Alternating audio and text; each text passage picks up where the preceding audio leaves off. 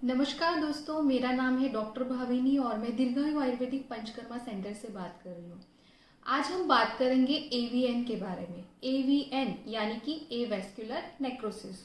जो ये प्रॉब्लम है वैसे तो कोई भी जॉइंट में हो सकता है, बट मेनली जो है वो हिप जॉइंट में देखने को मिलता है। हिप जॉइंट यानी कि जो हमारी जो थाई है, जो पैर का जो अंदर का जो जॉइंट होता है, वहाँ पे वो देखने को मिलता है। अब वो क्यों होता है? तो जो किसी भी जॉइंट को ब्लड सप्लाई पहुंचाने के लिए वहां पे वेसल्स होता है।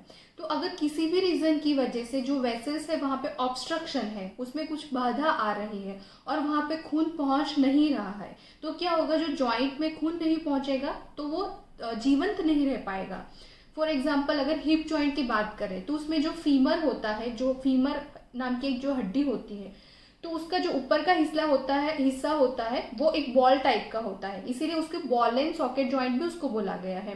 तो जो बॉल है, तो वहां पे अगर ब्लड सप्लाई नहीं पहुंचता तो उसकी वजह से जो बॉल है वो धीरे धीरे गलने लगता है, तो और वहां पे नेक्रोसिस होने लगता है। तो इसी कंडीशन को कहा जाता है एवीएन। जो एवीएन है वो मेनली हिप जॉइंट में देखने को मिलता है और यंग मेल्स में देखने को मिलता है। अब बात करें कि उसमें क्या क्या सिम्टम्स देखने को मिलता है। जो भी सिम्टम्स है वो पेशेंट का कौन से ग्रेड तक एवीएन पहुंचा है उस पर डिपेंड करता है।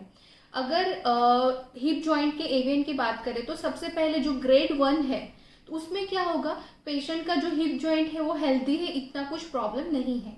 ग्रेड 2 जो है उसमें क्या होगा? पेशेंट को माइल्ड पेन होता है। ग्रेड 3 की बात करें तो उसमें पेशेंट को क्या होगा? पेशेंट को पेन भी रहता है और जो हिप जॉइंट है वो पूरा वजन नहीं उठा पाता। और जो ग्रेड 4 की बात करें तो पेशेंट को सीवियर पेन होता है और विथ सपोर्ट भी चलने में दिक्कत होती है। तो ये क्यों होता है? कौन से रीजन की वजह से एवीएन देखने को मिलता है? उसके कॉजेज की बात करें तो सबसे पहले ये होता है कि जो लोग ज्यादा अल्कोहल का सेवन करते हैं, या किसी पेशेंट पे जो स्टीरॉइड है, ऐसी मेडिसिन होती है जो लंबे टाइम तक चलती है।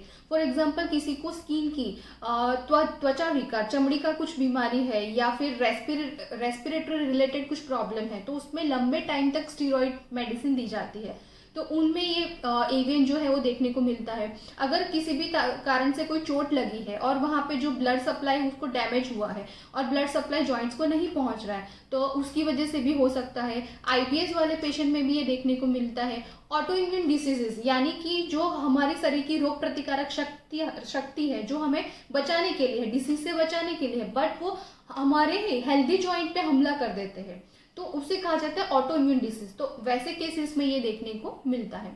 अगर हम इसके ट्रीटमेंट के बारे में बात करें तो एलोपैथी साइंस में मेनली उसमें हिप रिप्लेसमेंट थेरापी की जाती है।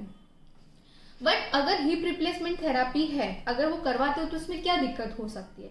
पहली बात तो ये यंग पेशेंट्स में देखने को मिलता है। फॉर एग्जाम्पल किसी पेशेंट की एज 35 है और उन्होंने हिप रिप्लेसमेंट थेरापी ट्रीटमेंट करवाई है, तो ये जो जॉइंट की जो लाइफ स्पेन है वो कितनी होगी? 10 से 15 साल होती है। तो मैक्सिमम अगर 15 साल भी लगाते हैं तो वापस से उसको 15 साल के बाद वो जॉइंट की जो स्टेबिलिटी है, जो जॉइंट का जो क्षमता है वो तो कम हो गई है, तो वो वापस से हमें चेंज करवाना पड़ेगा। तो ऐसे पूरे लाइफ स्पेन में 4 से 5 बार हिप रिप्लेसमेंट करवाने की जरूरत पड़ सकती है, जो बहुत ही कॉम्प्लिकेटेड है।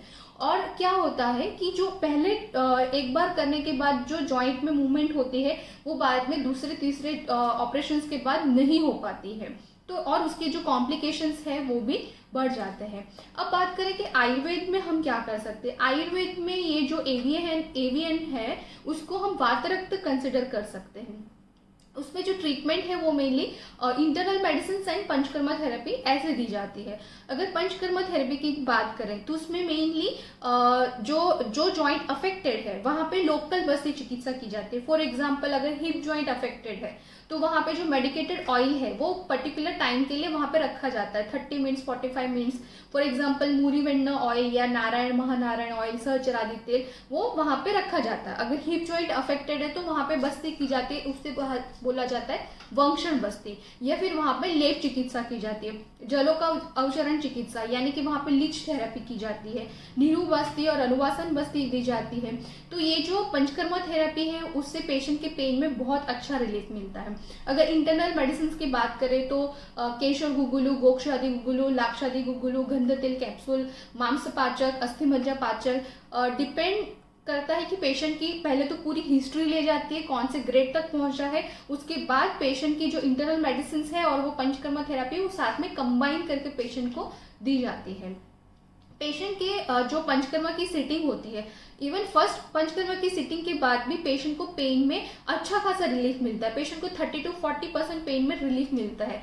ऐसे करके जो इंटरनल मेडिसिन और पंचकर्मा थेरेपी है वो 4 से 6 महीने चलती है और उसके चलने के बाद पेशेंट को पेन भी बहुत अच्छा खासा आराम मिलता है, जो सिम्टम है वो कम हो जाते हैं। तो अगर इस विषय में आप कुछ भी अधिक जानकारी प्राप्त करना चाहते हो तो आप हमें दीर्घायु आयुर्वेदिक पंचकर्मा सेंटर पे कांटेक्ट कर सकते हो। धन्यवाद।